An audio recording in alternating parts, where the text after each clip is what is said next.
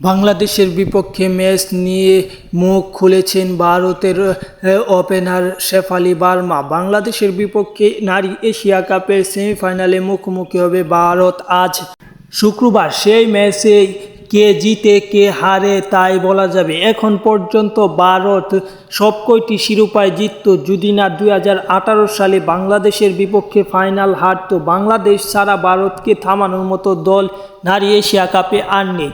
এবং নারী Asia cup সম্পর্কে শেফালি ভার্মা বলেছেন, বাংলাদেশ অত্যন্ত ভালো দল, কিন্তু আমরাও কোনো দিক দিয়ে খারাপ নয়। আমরা ব্যাটিংয়ে বোলিংয়ে কিংবা সব দিক থেকে বাংলাদেশের থেকে এগিয়ে থাকব, কিন্তু আমরা বাংলাদেশকে অত্যন্ত সম্মান জানিয়ে ম্যাচটি খেলব, যাতে করে অবশ্যই আমরা ম্যাচটি জিততে পারি। হেলায় ম্যাচটি থেকে আমরা ছিটকে যেতে চাই না এবং ফাইনাল খেলে চ্যাম্পিয়ন হতে চাই। বাংলাদেশ এবং ভারত এই ম্যাচটি অত্যন্ত জমজমাট হবে বলে বিশ্বাস, কারণ এশিয়া কাপে দুই দলই চ্যাম্পিয়ন হয়েছে। নারী এশিয়া কাপ সেটিতে দুই দলই চ্যাম্পিয়ন হয়েছে, সেটি হচ্ছে ভারত এবং বাংলাদেশ। আর অন্য পাকিস্তান, শ্রীলঙ্কা, আফগানিস্তান কিংবা মালয়েশিয়া, থাইল্যান্ডের মতো দল চ্যাম্পিয়ন হতে পারেনি।